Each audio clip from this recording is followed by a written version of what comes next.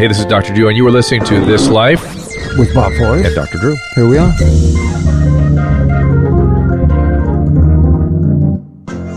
Ladies and gentlemen, boys and girls, thanks to Mucinex, I'm here with Dr. Drew in This Life.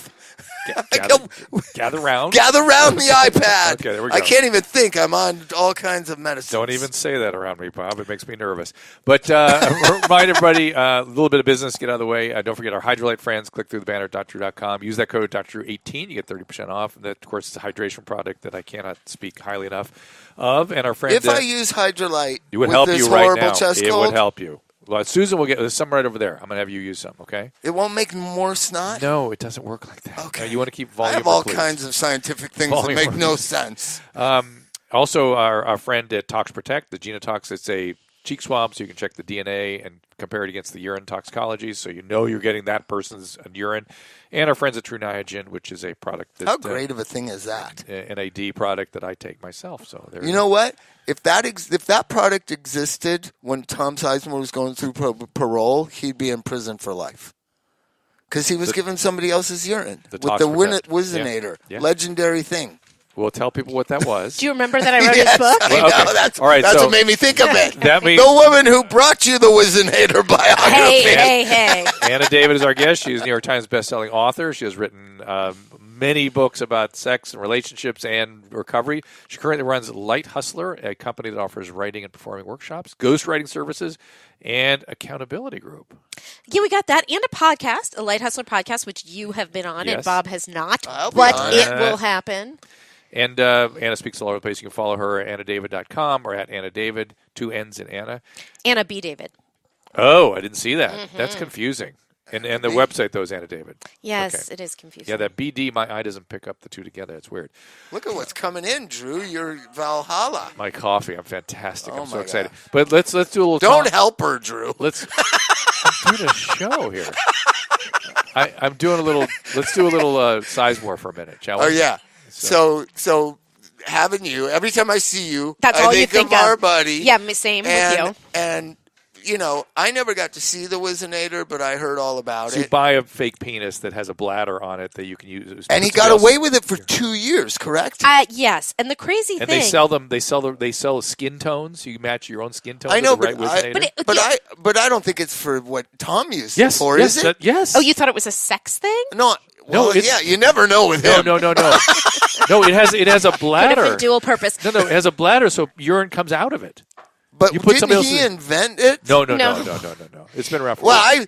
I'm so swayed by Tom. I'm so codependent with Tom. Yeah, me too. It's crazy. You want to I know thought who's he not asked me? to have it made. No, he purchased it. I think you Online. can get it online. You can, yeah. And Do parole officers know about the I Wizinator think now? thanks to Tom Sizemore, they do. Yeah. He brought some great publicity to that device. So, Drew, put it in Drew-like digestible What thing is it? for the audience. It's the a- Wizinator that Tom did. He got away with it. It's a fake penis that you can match your own skin tone to online, and it has a urethra that emits urine and a bladder. So if somebody needs to observe urine, you can get by an observed urine, and you put somebody else's urine in the bladder attached to it, and that's how people get. And you wrote this man's biography. And I'm going to be honest, at your birthday party, Drew, I saw him across the room and I ran. Was he at my birthday party? Yes. Yeah. Yes. Why didn't I see him? You didn't see a lot. You were on stage for 5 hours. Was Sizemore at our birthday party? Oh, Tom Arnold was there. No, Sizemore was was there. there. They are not the same person. You Yes. sure you weren't? I'm 1,000% He sure crashed because it. He crashed I it. didn't He was there. invite him. he was there. You're You know, kidding. there was little weird That must have been a pockets at the coincidence birthday. then. Yeah. You know, It was a Anderson crash. and Mike, Psycho Mike, all stayed in that back corner. No, and I they know. had I wish I had their- seen him. All your wish groups I of How'd he friends were in I would have different up there. parts. Yeah. How'd he look? He always looks the same. No, Sizemore. Yeah. You're kidding I me. wouldn't You say saw he always looks Sizemore. the same. Did you talk to him? No, I saw him. How weird. Yeah. I didn't even see it. Well, I was a little busy. I But follow him Yeah. on Facebook. Oh, I'm going to have to call him. And Or find out how to get in sure I was you having wouldn't- all kinds sure of you didn't confuse him codependent with moments. Jason Patrick looks a little bit like Jason Patrick? Yeah, he was there. Okay, that guy I haven't seen. Not that I know him since the He was 80s. actually on stage with me. He was okay. There were so many amazing people there that I got distracted. You don't at know. times It went from the on for stage. 5 hours. Yeah. People I know. came and I know. went. I know. The food was great. I was eating. Good. You have a good time? I had an That's- amazing that's time, what's of important. course. That's all that's important. This is what I'm going to say about Tom Sizemore and that book is that, that book. Well, It it is was called- difficult. When you interviewed me, you say, "I don't even know what the truth is. Can you help me Well, out that's with some of Tom. the truth?" That's Tom. That's Tom in Yeah. a nutshell. That's what's great about him. it's not great when you are his biographer. I will tell you that.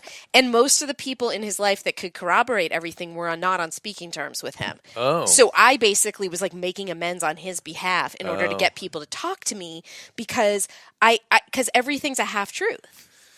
I think it's like even worse than that. I think it's a riddle wrapped inside a half truth. Right? I think you're right. For one thing, he always says I was his drug dealer. No, I kind of knew him at the Viper Room. I never really. Oh, I heard an elaborate story about you where I was drugs selling drugs to him. for years, according Right? to him. I've not known you to be a big I trafficker of drugs. can't hold on to drugs he very uses fast them. enough He to uses sell them. them. Did you sell them, or you just said, "Here, you want I some"? gave him some. Yeah. Yeah, it was back in the day when I had a lot. Is that considered being a dealer if you just give somebody drugs? It's not exactly. I don't think so. Not Not a the dictionary dealer. definition, anyway. But and it was only, you got to understand, the Viper Room, the glory days of the Viper Room only lasted like 5 months because then River died in October of '93. It opened in summer of '93. River Phoenix, So people that part of Tom, what he's talking about, is just a couple months where everybody had drugs and everybody was doing drugs. All right. And, Well, all right. and, whatever. You know, And everybody was loaded, so who the hell knows what the hell the truth is? So, but you know I what mean? wish I got some money somehow. I was kind of homeless. But I get the feeling. But you and I love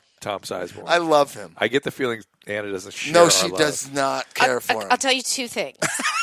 The book, I titled the book "By Some Miracle I Made It Out of There Alive" because that described my experience doing the book. It wasn't Tom's biography. It wasn't Tom's experience. Everybody that I was talking to the whole time is like, it's too bad you can't write the book of writing what that book is like. Because I would show up and he'd be like, sweaty and like prostitutes running outside, and he'd be like, I was working out. I'm like, I don't care what you were doing. And then the other thing, and this is true, and Drew, you will appreciate this because it is PTSD related. For 6 months afterwards, I couldn't walk. I got sciatica so badly, and I know it was from the emotional Stress abuse. related. Well, I took emotional abuse constantly. Yeah. Right. I can't repeat the things he would say to me. Right. Well, he. See, but Drew's going to defend him right now. I'm And not gonna defend we don't him. want to go down. This could just be the Tom Sizemore No. defended by Bob and Drew episode. We want me to be able to walk out of here, so we can't do You that. have to have a sense of humor about Mr. You do. He's like Trump almost. Yeah, you just have to take it as it He goes. scared us. Remember when he scared us? Well, he's. I knew to be scared. You didn't know to be scared, and I was- informed you to I be was scared. Drew was walking up to his house one day, and I go, I wouldn't walk right up to the windows because he might shoot you. Yeah. And Drew was like, holy shit, Yeah, right? So we were backing against he's got that hedge there down below. We were against the hedge. But I think that was after we had an encounter with him though. Yeah, that was We'd a been month in later. We'd been in his bedroom. And he'd come out to talk to us, and he'd go the back gun. in. and we followed him back into his bathroom, and he started bellowing in there. Oh! And that's when we both backed out slowly. It was the weirdest thing ever. You don't. He I hope just. he doesn't own any guns. He enriches Okay, your he life. definitely He does. enriches your life. I love Tom. I just So- can't believe he's still alive. I think Tom is I getting a know. little worried about his age, though. I noticed on his Facebook post a lot of birthday talk. I Birthday can't believe stuff. he was at Yeah. your birthday too. And I can't believe that didn't know either. it. Yeah. But then there were like 200 people there, so Sorry, I missed Tom. Sorry, I missed you, man. I would love to see you. I But- know. Oh, I hey, know. let's pretend Tom's not listening to this. He's not going to listen to this. He doesn't listen to Well, anything. Yeah. If you know Tom out there, just Yeah, let him know. just that love him and we'd love to have him back hopefully- on the podcast too and catch up. and Well, we see do really what's- genuinely love and care about him. And, I do. And he burned Anna out, and I'm sorry that happened. And Yeah, I'm sorry I well. had PTSD. But No But Me every Too boss stuff since going has on seemed over there. incredible. what's No, that? no Me Too stuff over there too. More Me Too stuff than I can even describe. How about the fact that any book I would she imagine goes, that would be any first. book, Drew, any book she ghostwrites, Yeah. any person she helps with their biography is going to be a breeze. It's going to be a joy. Yeah, think how easy. Think of how great I that met is. with Cameron Diaz to do her book right Oh, afterwards. she's She the didn't pick. greatest. She didn't pick me, She's but the like, greatest. I'm just like, no. It's I've worked for a lot of alcoholics, Yeah. and I don't know. I don't want to get like controversial right away, but like the Me Too stuff was nothing compared to the emotional abuse. And Tom threw phones at me and, really scary stuff. Yeah, I get it. Nobody's discounting that. It's just he's the last of a certain thing. And last of a certain thing. A certain type of person that I think is So it made him so magical as an actor. I'm sure you saw that. All that underneath stuff is all... And that he's brilliant. Yeah. I mean, the gift of the gab was... super brilliant. Right. It is really something else. He started having... He can almost... No more Tom. We're gonna talk. Tom. He can almost convince you of the lie he's involving you in is real. Right, no more Tom. You're like, I did deal you drugs. Anna, what do you want to talk about? Party Girl? Well, okay, this is what I want to talk about. And that's very kind of you to even ask. Yeah. So I will say, Party Girl was the very first book I wrote. It's the only book I wrote that I actually think is good. It's true. Because it's your book. Because it's my book. Right. And because I didn't have, and you might relate to this, like having many books, I didn't have all the Amazon reviews and is the New York Times going to review it in my head. It was just this pure experience. Yeah. And I channeled something. And then I really wanted it to be made into an audiobook, and I really wanted it to be a movie. You just recently got movie rights. It did. So the movie rights were optioned several times, but this is like a real time. It's a Scorsese producer. Wow. And it looks very real. And so the audiobook, HarperCollins never sold the rights. My agent got them back. And then I used Emily Morris's studio. She was going out of town. She's like, use my studio, use my engineer. I spent 3 days recording it. Did you do an audiobook for your book? No, I haven't. Okay, well, it's hell. You didn't, did you? He just did the opiate We just did an audio read for the How opiate long did that series. take? 2 days? Nate 3 days?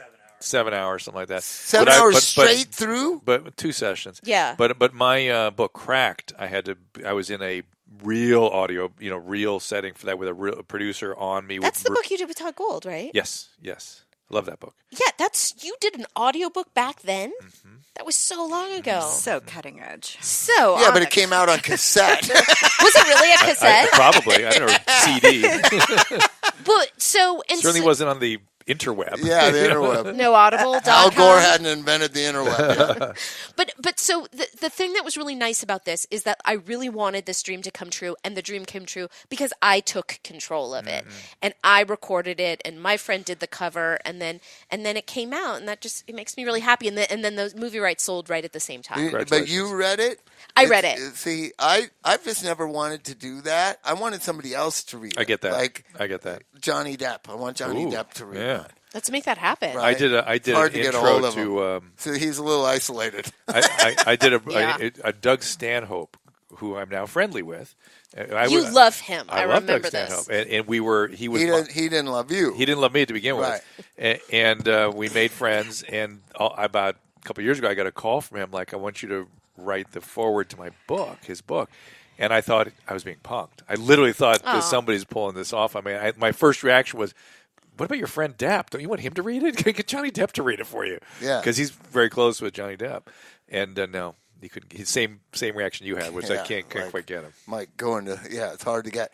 But I just felt like, because when I the guy that was on Star Trek, the older guy, George the Takei? really sophisticated guy. Leonard Nimoy? No, the new one. The the captain. Yeah, the captain guy. Yeah. He does a lot of books. I just like listening to him read a book. Read Bob Forrest's story.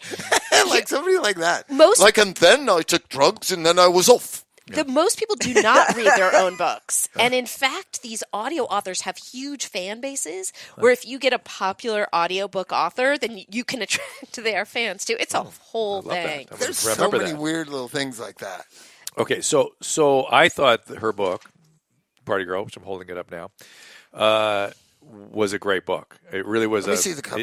It reminded me of the way I wrote too about these experiences. You're in it, and you're in it the way she was in it when she's writing about it. And the same thing in recovery. The recovery is real, and that process is real. And it's hard. I really the reason I stand behind it to this day is that's a way to get people to understand these things.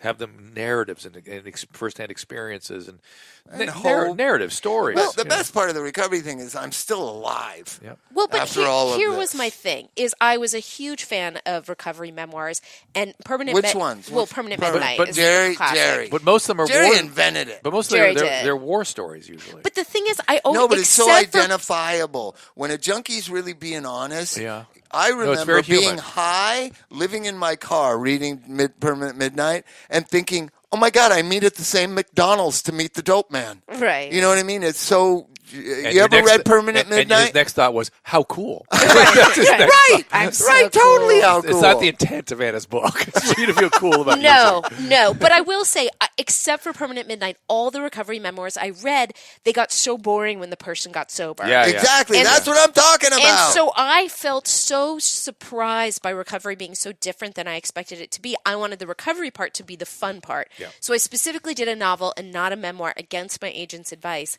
And I think in retrospect, it would have done a lot better as Really? a memoir. Yes. I just read it as a memoir.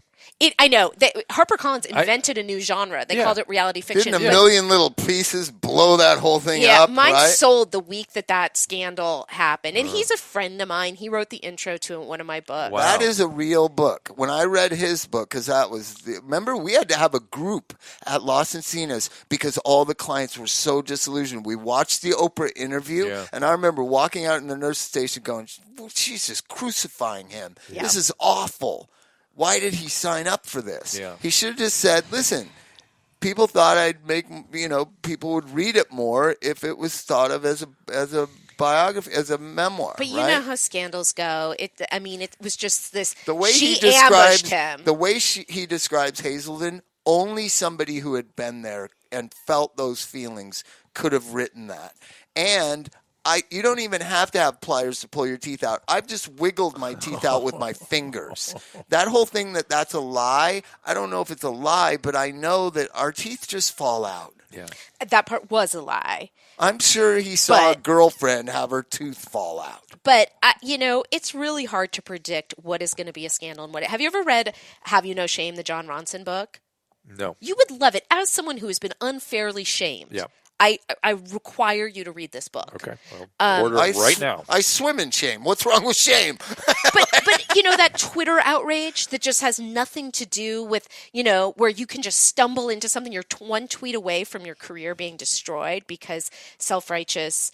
I think I'm very, very liberal, but I think that liberals can jump on top of they each other crucify people. for when we're not the enemy. We're not one another's enemies. Joe Ronson. John Ronson, he's brilliant. Oh, you should have him on the podcast. Okay, I'm calling. He's got this great accent. It's only in a Kindle.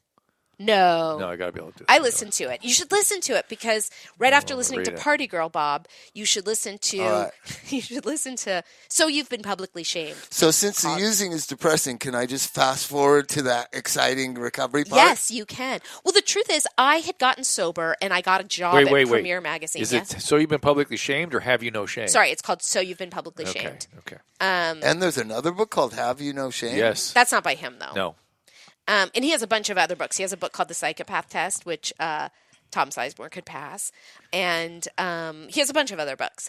And he has a podcast that's great. We're not plugging John Ronson, though. So But let's get back to the fact that sobriety is always portrayed as boring. It's always the last two chapters of a book, whether it's the guys in Guns N' Roses or, Iggy Pop or all the biographies of all the drug addicts, which there are thousands. The sobriety is just so hard to write about. Yeah, to me, sobriety is so much more interesting than addiction. Addiction was so boring and rote. And my story isn't even that intense. I just did cocaine. I didn't shoot it. I didn't do I did heroin once and took nude pictures. Doesn't matter. I didn't shoot it. And the nude pictures in the book? The nude pictures are not in the book. I would maybe sell a few more copies if there were. But the book does open with a menage a trois, which really was based in reality. Sorry, That's Mom. a It sales happened at my pitch. mom's house. Mom's house? Yeah, it was That's- a wedding at Mom's house, and maybe my wedding stepdad at walked Mom's in. house. Oh! And it is the opening I forgot chapter. about that and, part. I forgot about that yeah, part. Drew blocked that part Two out. women or two men? two men, which is the wrong way to do it. That's not the way to do it. I can tell you that right now. That's the wrong way. You Yeah. just made a mistake. I know. I have a line in Party Girl where you're supposed to do a menage with one of the members of the Red Hot Chili Peppers and your hottest friend. You are not supposed to do it with like Hold two on. nerdy groomsmen. How's Facebook reacting? Any questions on Facebook? Any questions, Susan? Nobody. Okay. All right. Crickets. But it hasn't hit yet. We're in a How little about this? delay. Rock and roll is not what people think it is. The one time I was ever involved in something that was in college, and it really didn't actuate out the way that it's supposed to. That whole thing is a myth from Penthouse Letters. I think right? it and Sex on a Plane are like the two, or in a bathroom. I've never done that, but I just feel like those are the things that are like supposed to be so titillating and exciting, and in fact, they're not. Don't you think it's mythology invented in the letters of Playboy magazine and Penthouse Letters, Drew? In our childhood, in the 70s. I think a lot in the 70s is where it comes from. A lot of stuff was born out of that. Which was healthier sexuality than they're getting today. I don't think they're even having sex today. No, but I mean, I think they're not having sex today. I just saw the cover of it might be Time magazine this week. It says exactly that. It's crazy. I know. Well, whatever the next generation is has to do something against what the previous generation did. Right. And we were sort of seen as excessively preoccupied with this stuff and excessively indulgent in it and exploitative of one another. And they're not that far off. There's a middle ground to be had. We were celebrating some renewed, unleashing that came out of the biological. We had antibiotics and oral contraceptives for the first time in human history. And that unleashed the possibility of sexuality without biological consequences. But millennials don't have sex as much. I'm telling you. Correct. Okay, true. And you're saying why is that? Because some of it is a reaction to the previous generation. I think they don't care about anything, including that. Some of it is they didn't develop relationships during adolescence and young adulthood. They don't have the normal forming and breaking in high school and even in college. They just hang out. They don't date. They don't form relationships very often. And they hid out in pornography, and we don't know what that did to them. We have no idea what the consequences of that would be. That's a component to it. Yeah. So I've been running rehabs most of my adult life, right? 25 years now. Your main focus in the late 90s and early 2000s is you got to make sure they don't do that tonight. Talking to the nighttime text. They're going to do it. They're going to try. And you just have multiple things of that every night, especially on the weekend. On Monday, you'd come in like 4 incident reports of patients having sex. Yes. We had a client get pregnant in our treatment center by a tech? A staff. No, somebody you know very well. Oh, God. Don't even talk about it. Yeah. Don't even talk about it. I know someone who had sex with him in rehab who's been on your podcast. She was not in rehab. She was in a hospital, and she talks about it. So listen to this. So nowadays, never happens. But don't you think that's opiates? Rehab. Because everybody was going in for like coke and these crazy things. I don't know. We treated plenty of heroin addicts. But when opiates are taken out of you and you're free of opiates, it usually explodes. Your sex drive comes. But millennials they either don't break rules, which is something they don't care enough to break rules. Oh my God, it's weird. Yeah. But the sex thing, I just realized when we're talking about it, it just doesn't happen in rehab that much anymore. That's amazing because that used to be a major problem. Yeah. It'll sometimes happen between a... Do you think it's because you're using so much psychotropic meds and Suboxone and things like that? Those are, not good for... and that's a hand signal for you at home. They're not good for that. Yeah. No, all those meds used for withdrawal or mood or everything... Is Seroquel, Neurontin, Depakote? Those are the primaries. Not Depakote, but Seroquel will suppress it. But Neurontin doesn't, right? Neurontin doesn't, but Seroquel will. And, Suboxone for sure will. And, Right. Speaking of the Suboxone actual... drug studies say it doesn't, but I believe it does. Of course it does. Right. And what? Speaking of previous podcast guests, Darren Prince. Yes. What a doll. You've gotten in with him. Yes. Is that good? Yeah, because we did his book. Did you know that? I published his book. I didn't know that. You didn't know that? Why didn't he tell me that? I don't know. I accidentally have 3 copies now because when he was on, I wanted to read it. I bought it on Amazon. Then you gave me your copy, and then he gave me a copy. Now I got 3 copies. Well, I want to go out greatest. on the road with him a little bit and let him tell his war story and the recovery, and then also to talk about addiction around his story. Oh, he's a good speaker about recovery. I know. You weren't at his party. I was the one in New York. So here's what happened. You went to the one here in L.A., didn't you? You didn't. Oh, no. I didn't. You know what? Let's You weren't do there. this. I Let's was do there. this really quick before we get into Darren Prince. Let's take a little break. I'm going to have Anna share this on her Facebook. Yeah. Because this is live. So you can go to Dr. Drew and you can share it on your Facebook. Go to DrDrew.com, Dr. Drew Facebook. Yeah. Just say And we're share talking it- about menage a trois and and all share kinds of it. stuff. Share it on your Facebook Live. Does Because anybody have any questions from Facebook?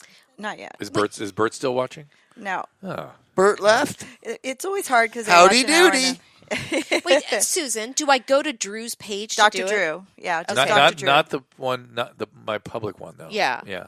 So go to Not Dr. your- Drew. The public one, not the other one. Because With a big Dr. we follow each other on the Because we're private very one. close.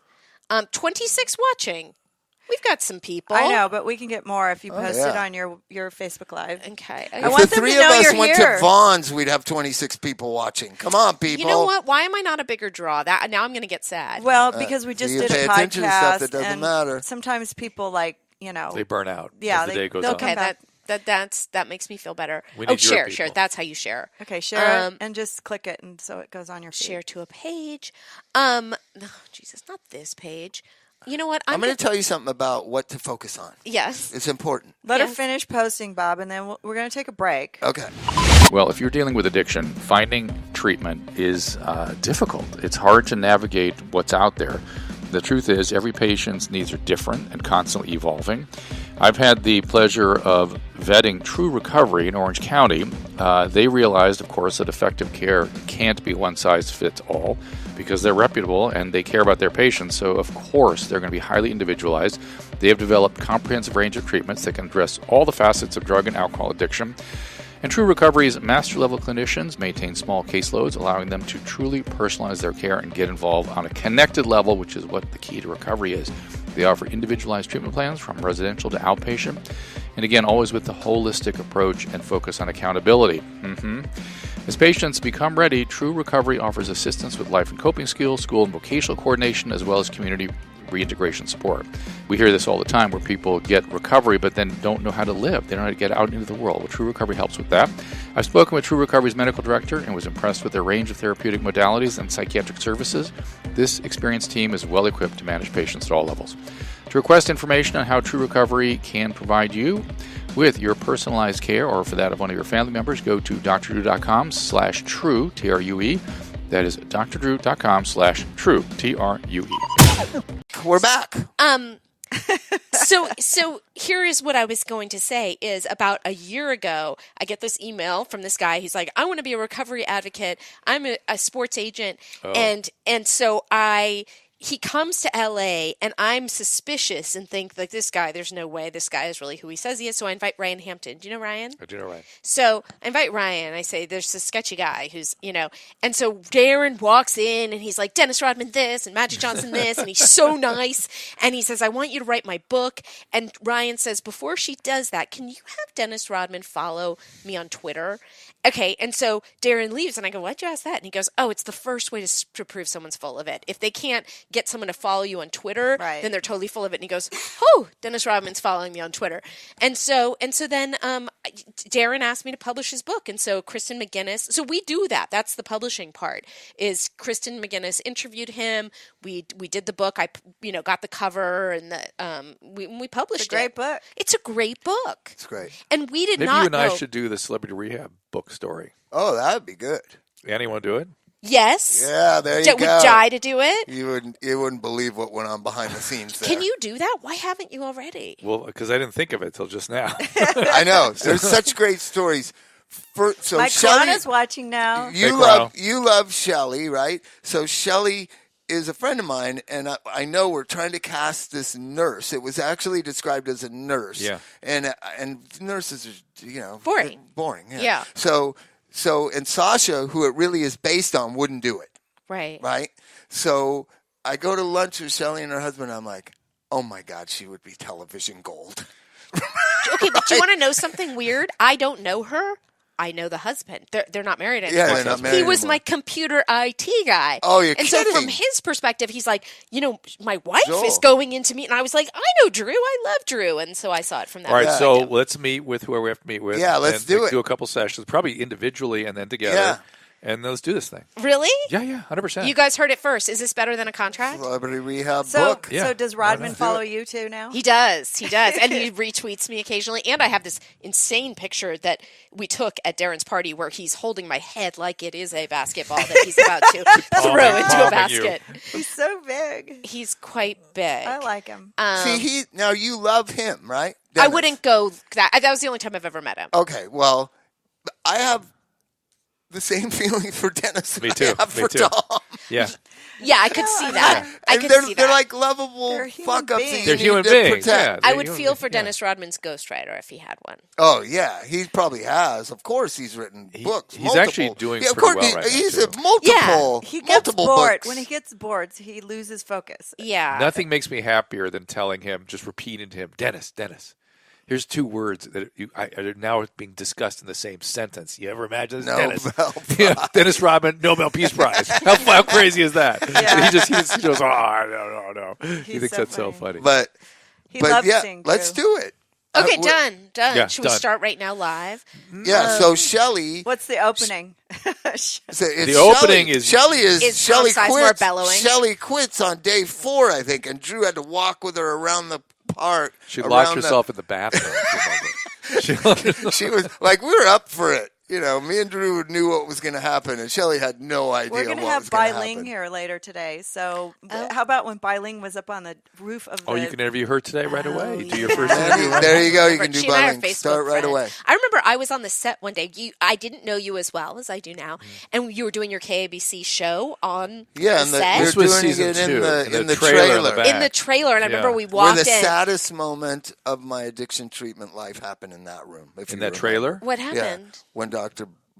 Bloom came back and Told us about you his what he disease, had. Yeah, Oh, and Mike he's got Bloom's. 6 months to live. I mean, I was just so heavy. He walked in and we're on the air, and we knew he was going to get tested for cancer, and he just repeated a medical term that's like 17 letters long, and Drew stopped and took his headphones off and went over, and that was heavy. That was heavy. However, I have a weird reaction to men. It's always been men that I can think of. Women are already so hardy, but I've had several physicians who have said something like that to me, like this. Now it's my turn. I've got about 6 months, and they do it with How such. heavy is that? they Because do it- doctors know the deal. Yeah, Right. there's like 3 guys in my head that did it with such grace and dignity that I thought, I hope I can be like that. I hope we all can face things like this that way, because it's just the dignity with which they Drew do likes it. to say there's about 3,000 pages of things in his head that he knows he can die of. Oh yeah, God. thousands. Can you thousands. imagine the I know burden of that? if you had serious paranoia as opposed to mild paranoia. I'm kidding. You know what? This reminds me. I just heard you on a podcast, and it was great because you revealed things I have never heard you Like reveal. what did I say? Jordan Harbinger's podcast. Yes. Talking about wanting to go back to practicing medicine. I don't know no. if that was just the mood you were in. No. I fantasize not by practicing, but going back to Addiction. hospitalist and addiction. Addiction. Like really going back, like the way I did it full time for decades. And I I have a future for us that he doesn't know about. What is it? There's a hospital in Laguna Beach that became a complete addiction facility. With that little South Coast. Yeah, South Coast is an addiction thing that American It Addiction is? Center owns. It is? It's all addiction. Wow. And somehow American Addiction Center's Oh, I stock know. is plummeting, Yeah. and their boards, it's all like... It's not a good place to be involved with. I though. know, but somehow that could play and be in our hands someday. Just... I think I mean, getting out of the treatment actual industry was kind. You're still actively I'm in in a it, treatment yeah, center? yeah. I got out of it because here's what drove me out of it was we by the end of the insurance industry. Well, it was the hospital was starting to squeeze us because we were a bad business for them. Right. We were. Addiction is not good business. It just isn't. And so they were squeezing us, and I was working for free essentially. Right. And the $3,000 a month. no, I didn't get that even. Oh, you got half that. Yeah. Can you imagine making millions of dollars for a hospital? They That's stipend crazy. him that. And so what drove me insane was towards the end of our run, every patient was a chronic pain patient on opiates who come in with Bipolar disorder. who come in with 20 out of 10 pain, take them off the pain meds. 10 days later, they don't have pain. Right. And we struggle with them and fight and get them and bring them. Workers' Fast forward 3 months, doctor puts them back on pain meds. Right. And that happened hundreds, maybe 1,000 times. And I can't do it. And now I think people understand that's what happened to Jeff Conway. Yeah. We struggled. That's workers' comp you're talking about. Well, some of it was that. Some of it was trying. Some of it was all different kinds. It was just demoralizing for me. I walked into work one day because I'm coming from absence-based, and there's this woman sucking on a lollipop, just Fentanyl? wasted out Yes, of her of course. mind Of course. in the hospital. Yeah. She needs that. And I was like, she doesn't look like she needs much right now. But possibly due to the work that you do and the severity of the opiate epidemic, medical schools are actually going to start educating people a little bit better. A little bit. It's they had to scare physicians, which they've done. They scared them into better behavior. Yeah. And so now we're better. It's better. But The the ones who understanding really of addiction know, is the ones who really know are the ones on the front lines. You know, like an entry-level job for a GP is emergency rooms. But working in an emergency room the last 10 years in America is just working with drug addicts. But they developed distorted ideas about it because they're seeing it in an ice pick. They see them just in a moment, and they're just a pain that they have to get them out. Right. And it's very difficult to give them a real But understanding. if you talk to them, the same drug addicts come every 3 months. But here's what you have to understand: addiction. You have to see recovery, and you have to see the process they of never recovery. see and they never recovery. see that. They never Right. see it. And so let's do this I have book. 18 years sober, by the way. Who's going to do the You have what? audio? You have what? Who's going to You have read what? the audio 18 book? years sober, by the way. That's incredible. Congratulations. Congrats. How long are you Who's up? going to read 22? Who's going to read the audio book of the Celebrity Rehab book that we write? Together, you will read it in unison. No, let's get Cameron Diaz. Oh. Maybe we can get one of the Celebrity Rehab people. I'd say Sizemore will do it. No. Dennis. Let's get Mac. McKinsey. Oh, Yeah. it should be great. Mackenzie, Yeah, right. it should be great. Yeah, it's interesting too because coming from traditional publishing and moving into more indie publishing, like we could get that book out in I know. 6 months. I haven't even known Darren a year, and that book is like an international bestseller. And I know. It just happens like that. We need to bring this on the heels of that. Amazon leveled the playing field. It really did. Did you know? I'm not to do a shameless name drop, but I was in their wedding. My childhood friend married Jeff Bezos. And what? Yeah, I know. Isn't that insane?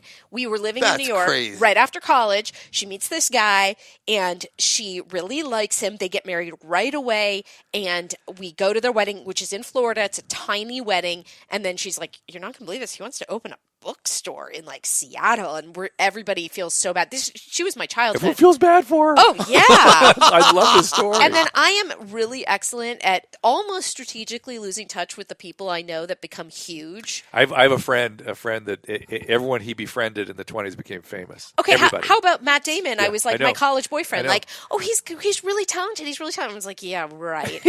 And He's going to go places. yeah, no, everyone's like, calm down. You're sleeping with him. Your perspective is off. And so I am so good. So my brother, who blew off the wedding because he just was like, didn't care. Now this is on my Facebook page. Whatever. He's all in with them. And Your brother is? Yeah, Your I brother is? recently was emailing with her, and she's lovely and completely Jeff seems not like changed. a very interesting dude. I He's think He's a going so. to very change the lovely guy. face of healthcare. I hope so. Oh, now he's in healthcare. Yeah. He and Warren Buffett and Chase Bank. The head of Chase Bank. Diamond. Yeah. Jamie Diamond. So it's going to be Chase, Berkshire Hathaway, Amazon are going God, to I hope start their so. own healthcare system. I hope so. I mean, if you think about the things he has changed Jeff. in our Yeah, lives, yeah. and that's my new goal, is how do you become a visionary? It's all over with. No, but I mean about anything. No, it is. Anna has small goals. Small goals. How do you become a visionary? But seriously, but in my little world. Well, the most powerful people, Bezos, that was something that everybody kind of saw as like, that's not that important. Books. How people get things to their house. Yeah. Another big mistake that Bill Gates made was who the server is, the search engine. So he just basically gave it to Google. Well, and then He Bezos, just gave it to them. He said, I need a thing, know- and you know these where two guys Bezos- were doing I just it. saw that. You know where Bezos The makes most most of his- powerful people are Bezos and Google, You know where not Bezos- Bill Gates. Right. You know where Bezos makes most of his money? It's not for Amazon. It's from what? The cloud. He owns all the cloud stuff. Did you hear he makes like something like, I don't even know, like $100 million a minute? Like it's something it's so insane. Yeah. Yes, I'm in his wedding pictures, just to be clear. Nice. Yeah. Well, That's so maybe cool. he can help us with some of the. Maybe do a little Get algorithm. that Celebrity Rehab. Something. Maybe you watch the Celebrity Rehab. Could be. We'll get him the book. You'd be surprised to watch Celebrity Rehab, I know Howard Stern helped us. right? He liked it. He liked it. But you know that thing? I love that we're all into the book, like where it's like you can't go to that level. I wish I knew somebody like a lower level Amazon person, like who actually could help. Yeah. Right. But I figured out Amazon algorithms. Sorry, Jeff. And so I know how to. Okay, well, don't divulge it now. I'm not going to tell use it for our anybody, book. but we know how to make So. a book a bestseller. All right, let's do it. Done and done. Yeah, Done and yeah. done. Do Can't it. wait. Can't Yeah. wait. Can't wait. It'll be fun. It'll be fun. Dr. Drew Hey, on listen, Howard Stern talking about the book helps sell And books. by the way, It I does sell a haven't few thought books. about our experience, and so it'll be fun to go through it all again. It really will. It really be fun to tell the stories, and I would like you to interview the patients. Too. How do you see it? Just one thing that's in my mind is Drew started to become me, and I was forced to become him. Really? What? Because he was so upset with the producers and what they wanted him to do, yeah. and so we would be in this dressing room together and be like, and I would be saying the things he was saying to me 5 years That's probably before, true. and he was just like, "I'm not going water skiing." Water skiing. Oh, it's an activity. They wanted us to go snowboarding and everything you can imagine. I know those producers. I remember Damien. Yeah. We're I going to know go them. whitewater rafting, and Drew his head almost exploded. 'cause my and point I'm the was- one going, "Hey guys, let me talk to him for a minute." And I'm being the mister. My point was they're sick. Yeah. These people are ill. We're gonna go whitewater I'm rafting. barely clear that they're stable enough for this environment. They walk. might need to be in a hospital. And you want to take them and put them in a car? If you remember when they took Sizemore down to that. The soup kitchen. No. It was a family treatment center. The county had addiction treatment for women with children. And we went down and we did a bunch. It was with Yeah, it was like a county thing. but it was a little fair we put on for the kids. I remember Mindy was there and Rodman was there, but they brought Sizemore into the back of a car. And I had to sit out with him in the car and monitor him because I was so worried about him. Right. And I finally forced them to take him home because it was just ridiculous. So that's the kind of stuff where I was responsible for these guys. Took it very seriously. These are not well people. That's all. And that's why it's just so ludicrous that people misunderstood that. Yeah. Well, anyway, you'll get into it. We'll do it. Yeah. That's Well, save that for This is Anna's podcast. Let's I talk don't about know. Anna. But Davis. she's going to write this book. She needs to know. You don't want to know how many people. I think I've interacted with every single person who was ever on that show. I've Yeah. interviewed Mac repeatedly. Yeah. Love her. Yeah. Remember, I got sober with Jen Jimenez, a Yes. different show, but still. I did not know that. I told you a while ago. You have a lot of information. You have all those Well, diseases that locked in your brain. yeah. But Jen, And a lot of the stuff he's told are lies because it's coming from drug addicts, so you never know what you can Right. keep No, and what- that was true. yeah, and I learned when people tell me things about treatment, I kind of push it out of my memory. I just figure Yeah, you're not supposed to remember. Right. Yeah. So we got sober together, log cabin, early 2000s, class So of we have a 2000. Then she question on went out. Facebook. Yeah. From Andy. I'm curious if Anna can discuss her life coaching work and how coaching can inspire millennials to Gen Z to develop the practical life skills needed to change the world. Wow. As many young people want to do and have purpose and meaning in, and to also do less abstract or emotionally charged things that are necessary to take care of, like the various domains of our lives, such as being responsible with finances, voting, physical and mental health. What I'm seeing is that young folks are emotionally oriented to do big things but lack the groundlessness and practicality to do the tangible work that needs to come to be effective people and leaders and servants Man, who is are he good. capable I'm Generation hiring Z. him as my new of writer. creating such change. I know, and I'm reading it pretty well. This I would coffee's really say. working. Yeah. He is on it. I He is think on it. millennial Generation Z. narcissism even exists in this emotionally charged social media, political, and social drama realm and time period, and work like life coaching can serve to connect the intangibles young generations ride on with the material and tangible actions and practicalities it's easy to read because he's good. Practicalities young people need to have and develop and manifest their grand and visionary So hold on. outcomes. Enough. Go. Question for Anna. Okay. Yeah. This Okay, is you for go. Anna. Okay. Couple Remember things. it? Yeah, I mean, barely. A couple things. This is what I wanted to say. I don't do life coaching, but I do writing coaching, and the big part of it is it's therapeutic writing. It's sharing your darkest experiences to find your light, hence Light Hustler, because it's through sharing it that you release the shame, and then you get all these other people to just be like, oh, I'm not alone with this terrible problem. The thing about millennials, this is what I've really noticed. I have had some that have worked for me that have been the typical, terrible, entitled, brilliant, but entitled, so you can't work with them. And then I know some now. I'm kind of in a thing where I'm befriending all these people who are like 10 to 15 years younger than me. It's maybe a sad sign of middle age, but they're incredible. Yeah. Millennials are incredible. And they are so motivated and they're so successful, and I'm learning business lessons from them. So it really does seem to be this division. Yeah. And, and part of it is growing up in that, like, whatever you call it, the ribbon giving society, where they were given a ribbon for showing up. But this guy is on to something. This is a male or female question? Andy. So, well, it could be a female. And the idea, though, that they want to do big things, they're looking for their ultimate muse. They will not start at step one. They don't know how to do that. Right. And that's what he's looking for, how to practically, you want to change the world, you want to do something substantial, but how do you practically get somebody started? Well, I think there's a lot of grunt work that is humbling and not humiliating, and important.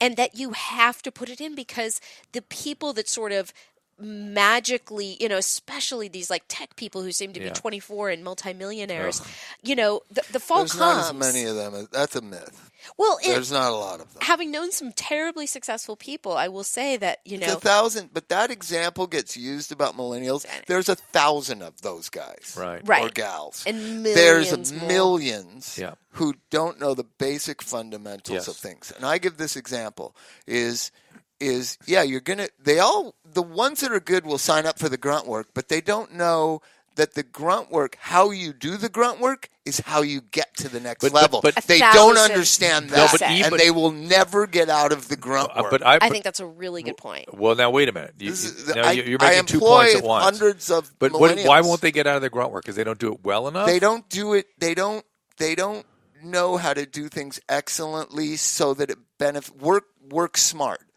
Work for them. What I've noticed is they don't see the road ahead. Yeah, whatever. That's a more general statement. They don't understand that if they work excellently, as you say, at the grunt work, somebody will notice someday. Not tomorrow, not guaranteed. Someday they will notice. Do you want to know when my career really changed? I stopped working for abusive people. What? I make you stop for 1 second, Bob. But is it possible, in response to your statement, that the economy has been so weird and shitty for the last 20 years that road doesn't exist anymore? At least they don't see it as something that exists. They don't see it as that. The road totally exists. Yeah, and their grandmas work at Walmart as greeters to subsidize their Medi-Cal. Right. So they don't see the road, but they don't trust the roads there. And to some extent, they're kind of onto something, because it's not the same as it used to be, where things are growing. And maybe we'll get there soon. When it does, they'll benefit. But go ahead. I'm sorry. Thank you. But I mean, working for themselves and being independent entrepreneurs, there are more possibilities than ever. They like that. And the thing is, what I do think the difference is this idea of, it sounds so cheesy, of being of service. Like, as soon as you stop thinking about what can I gain and what can I gain and how can I help my boss or help anybody, your career explodes. And one-on-one. When did yours explode? Well, you're about to tell I'm that still story. waiting. No, but I mean, mine only exploded in the way that I really thought I had to work for these abusive people, Sizemore being almost the best of the bunch.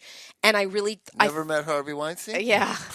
I have... But, your co-host who has met Harvey, your co-host... Lauren Savannah, she was ABC. a good friend of mine in New York. Really? Yeah, there's so much crossover. Dude, that's I know. so weird. I've been to her condo in Miami. She's awesome. Yeah, she is awesome. Yeah. Yeah, Lauren Savannah, I do a daily radio show 12 to 3. You can find it at kbc.com or drdrew.com. Yeah, she gave me vibrators for my 40th birthday. Perfect. Oh, perfect. I need more. Give me some more stuff I can use on the radio. That's all I got. This is the best. But I do remember hearing the Harvey story from her back in the day. Yeah, she would tell everybody. She didn't withhold it. No. But we all just went, oh, God, how weird. Yeah. And then finally, when, who was it, Rose McGowan or somebody came up, she went, yeah, that's his move. He did that to me too. Yeah. And that was it. Boom. Yeah. But what were we saying about... Your career exploded. I'm still waiting for my career to When you're doing explode. the grunt work, how do you get to the next level? which is what this guy's question was. Right. Okay, well, I will also say, you know that Jim Rome quote, you are the culmination of the three people you surround yourself with the most. A lot of sort of entrepreneurial types always say that. And I do think you surround yourself with excellence and getting rid of the competitive element and really just seeing. What does that mean? What do you mean getting rid of it? Well, as a formerly massively competitive person that just saw anyone succeeding as her enemy, as soon as I sort of stopped seeing that, and I started That's to realize. That's a chick thing. Until you start going through menopause. After menopause, everybody gets a lot nicer. You got that to look forward to. Yes. Okay, something to look forward to. That's good to know. Sorry. Sex may be painful. I'm sure that's not true. No, they can fix that. Can I give testosterone? Can I tell you the most upsetting thing? Have you heard of sex dust? No, but thank you for that. Look it up. Sex testosterone. Dust. I'm starting to get ads on my Words with Friends saying, "Is sex painful? Menopause is real," and I'm like. Whoever is listening in on my it's weird, isn't it? thoughts, I don't want these weird. Ones. Yeah, it's weird how they seem to zero in on you and bring stuff up. Like, how did you know that? But so no competition. Stop seeing your next door neighbor as a competitor or their coworker as a competitor. That's critical. Yes, right? And see how you can because you'll look petty. But how can and it backfires? Ultimately, people. Win-win is always the way to look at things. Like, how can I benefit somebody else and also drive some benefit as well?